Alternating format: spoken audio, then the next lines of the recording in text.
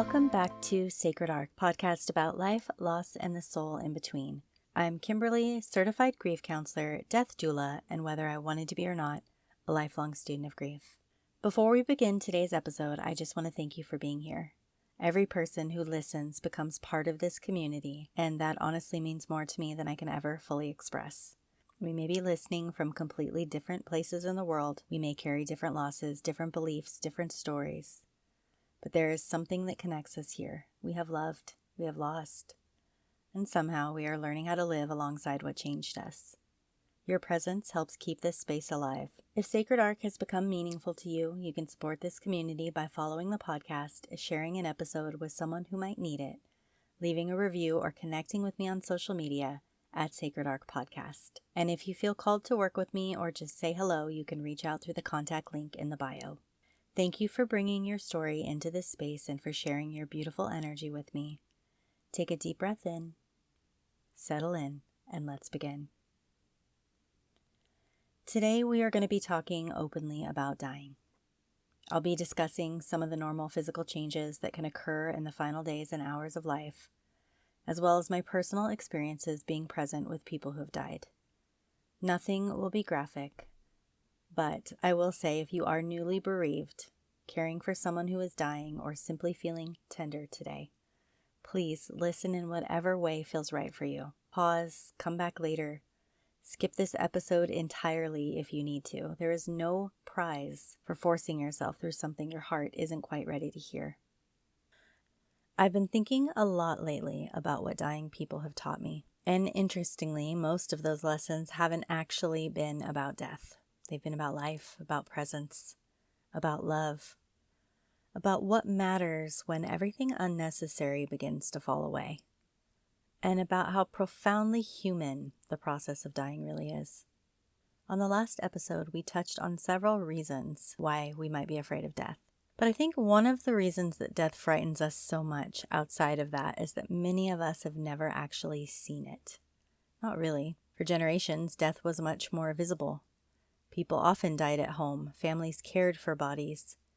Children grew up understanding that birth and death were both parts of life. And then, somewhere along the way, death became something we largely moved behind closed doors: hospitals, hospice rooms, funeral homes.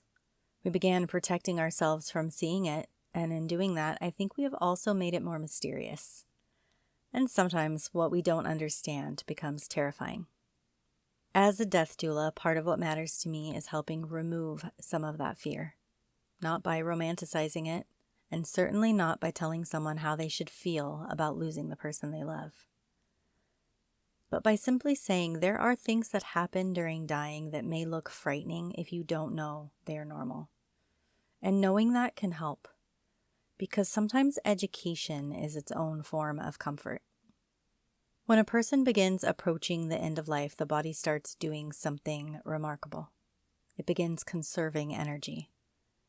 The things we spend our whole lives making our bodies do, eat, drink, walk, talk, stay awake, these systems begin to become less necessary. A dying person may sleep more, sometimes much more. They may spend only short periods awake. Their appetite often decreases. They may stop wanting foods they once loved, and eventually they may not want food at all. And this can be incredibly difficult for families, because food is love. We feed people we love. We bring soup when they're sick. We bake things. We say, just take a few bites. We think that nourishment means survival. So when someone we love stops eating, every instinct inside of us can scream, we have to get them to eat. But near the end of life, their body may simply no longer be asking for it. They aren't necessarily experiencing hunger the way a healthy person would experience hunger. The body is slowing, and forcing food or fluids can sometimes make the person more uncomfortable rather than comfortable. Sometimes the loving thing is no longer saying, please eat.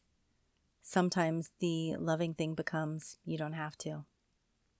Thirst can change too. A person may only want tiny sips or ice chips or simply moisture on their lips. Sometimes mouth care becomes far more comforting than trying to make someone drink a glass of water. These sound like small things, but when you are sitting beside someone you love at the end of their life, small things become enormous. Breathing can also change, and this is one of the things that frightens families the most, because breaths may become slower, then faster. There may be long pauses, the rhythm may become irregular. Sometimes there can be periods when it seems like someone has stopped breathing, and then suddenly another breath comes. There can also be sounds caused by saliva or secretions collecting in the throat because the person is no longer swallowing as effectively. Those sounds can be extremely upsetting to people sitting nearby. But here's the thing I want you to understand. They don't necessarily mean the dying person is experiencing the distress that the sound creates in us. And I think that distinction matters. Because sometimes what looks or sounds frightening from the bedside is actually part of the body naturally letting go. Hands and feet may become colder. Circulation begins concentrating toward the organs that need it the most. Skin may change color. You may see mottling or patches of purple, red, or bluish, especially on the feet and legs. The person may urinate less, the body may relax. They may become less responsive. Sometimes they may speak very little, and sometimes they may appear to be somewhere between waking and sleeping. Some people talk about seeing people who have already died. Some reach towards something no one else in the room can see. Some become restless, and some become incredibly peaceful. There is no single script. Dying is very individual, just like living is. And then there's hearing. Hearing is something I always think about. Even when someone no longer appears responsive, I think it's beautiful to continue speaking to them. Tell them they are loved. Tell them who is in the room. Play their music, hold their hand. Tell them whatever needs to be said.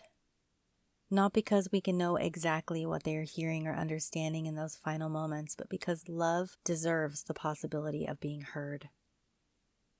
Sometimes families feel uncomfortable speaking to someone who cannot answer. They think, what do I say? And maybe you don't need profound words. Maybe you simply say, I'm here. I love you. You're not alone. We're going to be okay, or you can rest. Those might be some of the most meaningful words we ever say. I have sat with people as they were dying. And I don't know if I have adequate language for what an honor that truly is. To be invited into someone's final hours, into the most vulnerable transition a human body will ever make, it's extraordinary. There is something almost sacred about a room when someone is dying. Not necessarily religious, not necessarily supernatural, just sacred in the sense that nothing else matters. Nobody cares about emails. Nobody cares about what's happening on social media. Nobody cares whether the dishes are done. The world becomes very small. There's a bed, a person, a family, a breath, and then another breath, and sometimes silence. Death has taught me that presence can be far more important than words. We are so conditioned as human beings to fix things. Someone hurts and we want to make it better. Someone is grieving and we search for the right sentence. Someone is dying and we want something to do. But there are moments in life that cannot be fixed. They can only be witnessed. And learning how to remain in the room when you can't change the outcome is one of the most profound forms of love I know. Sometimes being present means talking. Sometimes it means praying. Sometimes it means laughing. People are often surprised by laughter around the dying.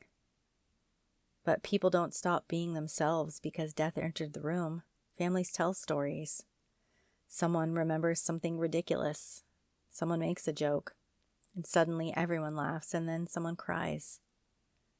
And then maybe everyone laughs again. That doesn't mean they're not taking death seriously. It means life is still happening inside that room. There is no correct emotional posture for watching someone die. You do not have to sit solemnly every second.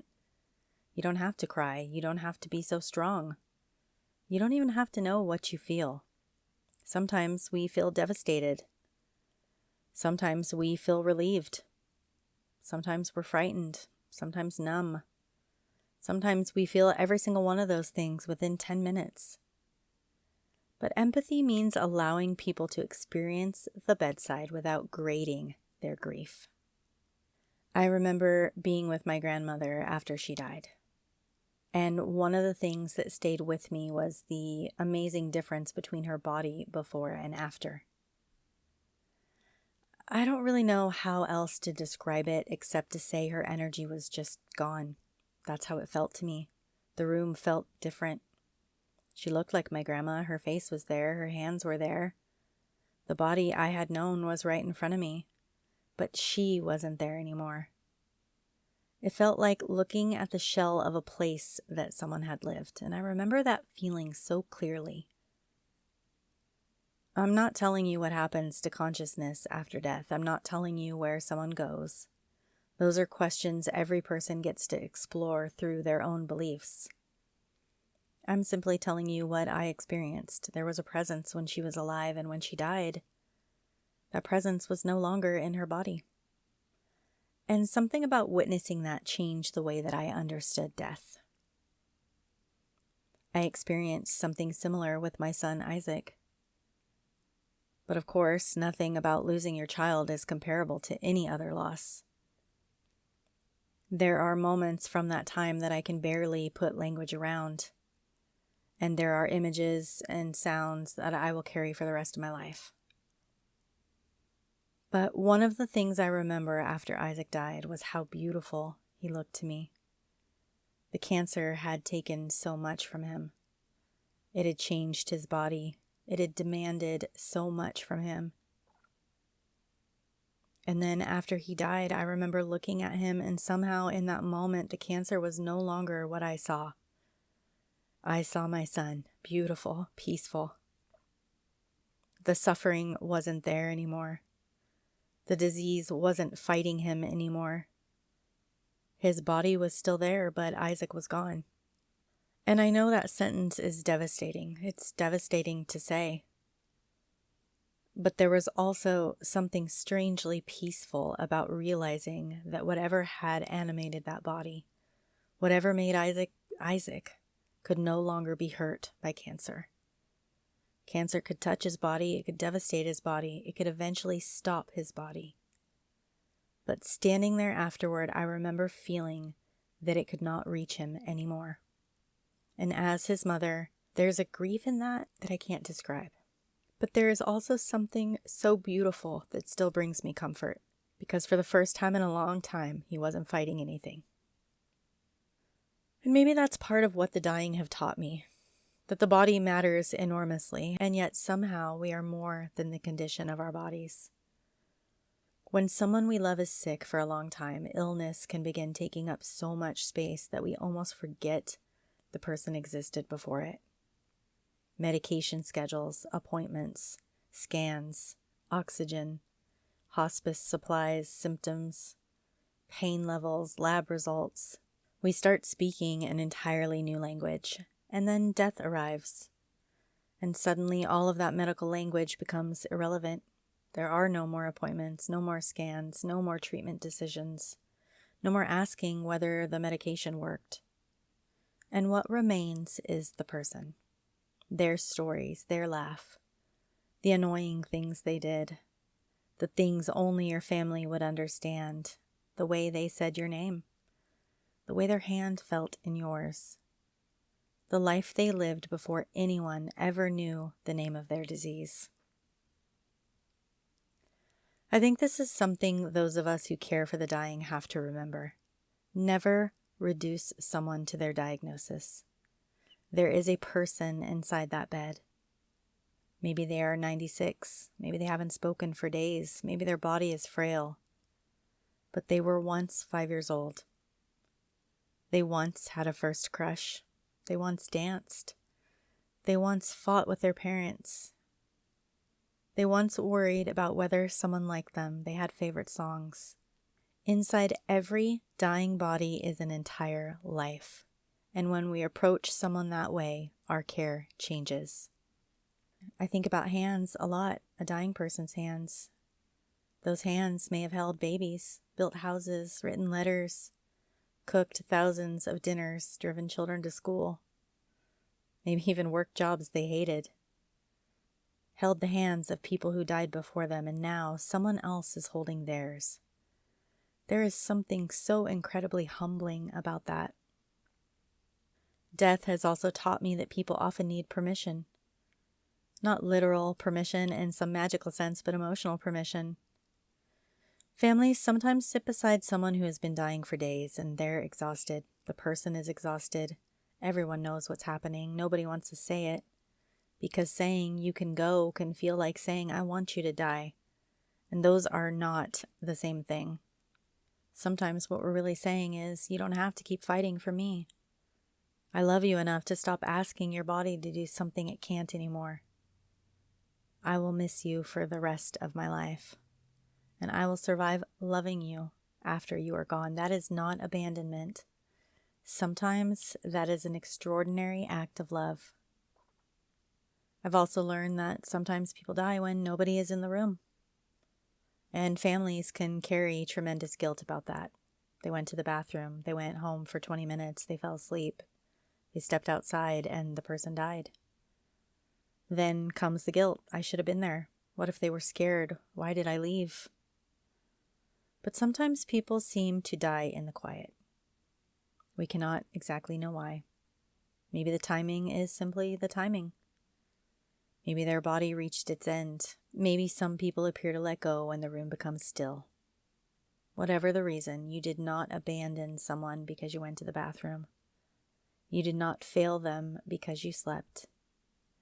You did not love them less because you weren't watching the exact breath that became their last. A lifetime of love is not erased by 5 unattended minutes. And I think that is something grief needs us to understand. We put enormous meaning on the final moment. Who was there?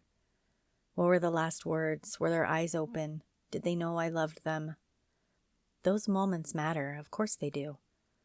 But a relationship is not measured entirely by someone's final 30 seconds. Love happened before the room became quiet. It happened in thousands of ordinary moments. The final breath is only one moment in an entire lifetime. Another thing I've learned is that dying people don't always need us to be brave. They need us to be real. If you cry beside someone who is dying, you haven't failed. If your voice shakes when you tell them you love them, you haven't made their death about you. Sometimes love looks exactly like that. Tears tell the truth. You matter to me. What we want to be mindful of is asking the dying person to comfort us. There's a difference between allowing emotion and placing the emotional responsibility on the person who's dying. We can cry, we can be honest, and we can still communicate, you don't need to take care of me right now. And that can be an incredible gift. And for the people who are caregivers, I want to speak directly to you, because dying doesn't always look peaceful. Sometimes it's exhausting. Sometimes you're changing bedding at 3 a.m. Sometimes medications are confusing. Sometimes you're afraid you'll do something wrong. Sometimes you've been caring for someone so long that you're tired in a way that sleep can't fix. And then the guilt arrives because you're tired and you think, how can I be tired of caring for someone I love? Because you're human. Love and exhaustion can exist together. Grief and relief can exist together. You can desperately want someone to stay and desperately want their suffering to stop. Those emotions do not cancel each other out. They coexist because end-of-life caregiving is complicated. Sometimes when someone dies after a long illness, the first feeling a family member experiences is relief and then immediately guilt. I shouldn't feel relieved. But relief does not mean I'm glad they're dead. Relief can mean I am grateful they aren't hurting. Relief can mean I have been holding my breath for 6 months and my body finally exhaled. Relief can mean the thing that I feared most happened and now I no longer have to fear when it will happen. That is not a failure of love. Sometimes it's just simply a part of grief. The dying have taught me not to judge people's reactions. Some people wail. Some people become silent. Some make phone calls. Some clean. Some immediately start asking practical questions like, what do we do now? Some sit beside the body for hours. Some cannot bear to stay in the room. None of those reactions tell me how deeply someone loved. Our nervous systems protect us all differently, and grief does not have a dress code, and neither does death. I also learned how powerful touch can be. A hand on an arm, a hand held gently, brushing someone's hair, applying lotion, putting a cool cloth on their forehead. Those are small, profoundly human acts. When there's nothing left to fix, we can still offer comfort. We can still offer dignity. We can still offer tenderness, and maybe that is what end-of-life care is ultimately about. Not defeating death, but preserving humanity all the way through it. There's an idea in our culture that death represents failure. Medicine failed, treatment failed, the body failed. Someone lost their battle. And I understand why we use that language, but I struggle with it sometimes, because if someone dies from cancer, did they really lose? Did Isaac lose? I don't believe he did. His body reached a point where it could no longer sustain life. That is devastating, but it's not the same thing as failure. He was not defeated because he died. His life cannot be reduced to the fact that his body eventually stopped. Neither can anyone else's. Death is not proof that someone didn't fight hard enough. Sometimes bodies just simply cannot continue. And acknowledging that isn't surrender, it's reality. Being a death doula has also made me think differently about what a good death means. I don't think a good death necessarily means a painless death, or a death where everyone is at peace, or candles that are lit and beautiful music playing and everyone says exactly the right thing. Sometimes death is messy. Sometimes relationships are unresolved. Sometimes family members don't arrive in time. Sometimes people are angry. Sometimes death comes sooner than anyone expected, and sometimes there is no beautiful closure.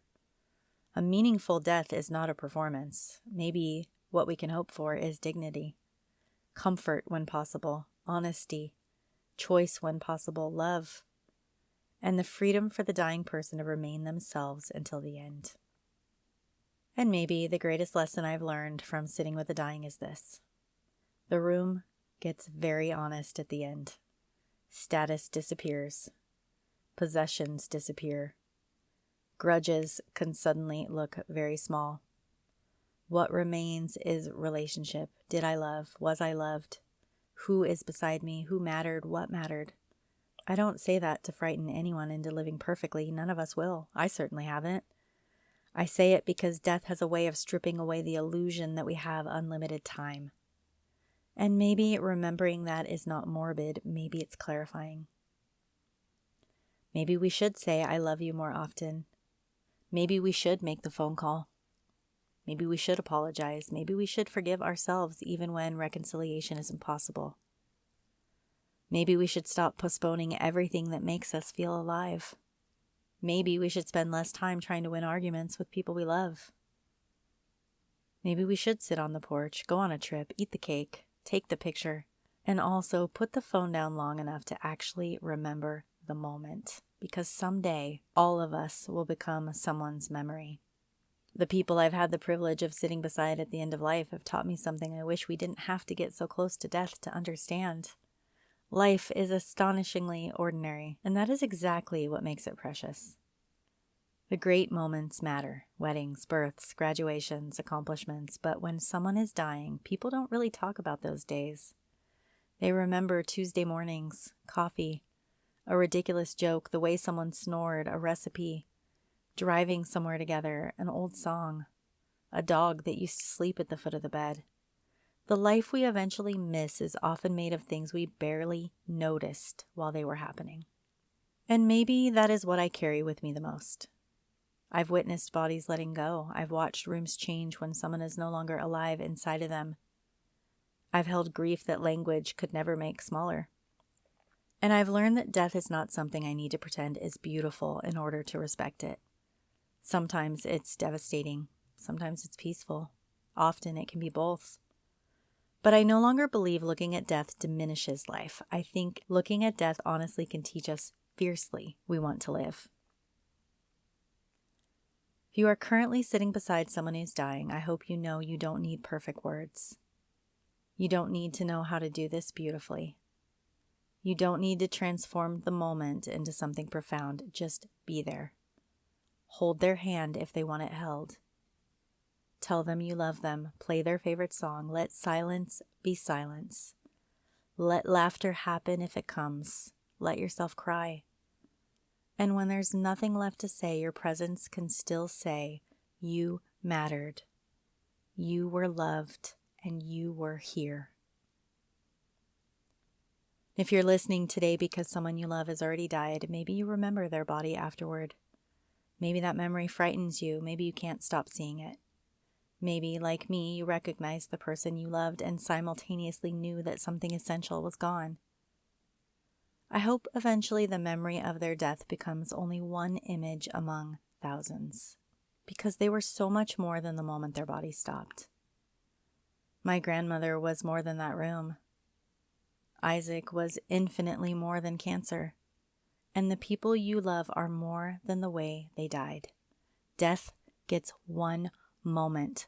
Love gets the entire story. And that may be one of the greatest things that the dying have taught me.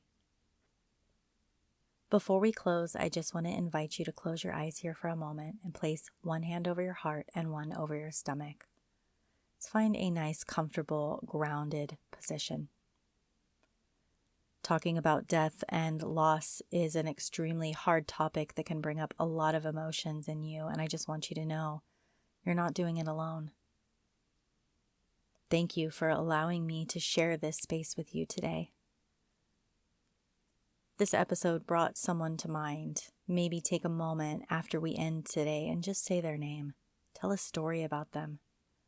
Send a message to someone who knew them. Or just simply sit quietly with your hand over your heart and remember who they were before grief ever entered the room. Because death may end a life, but it does not erase the fact that a life was here, and that matters. This has been Sacred Arc. Thank you so much for listening, and I'll meet you again in the space between.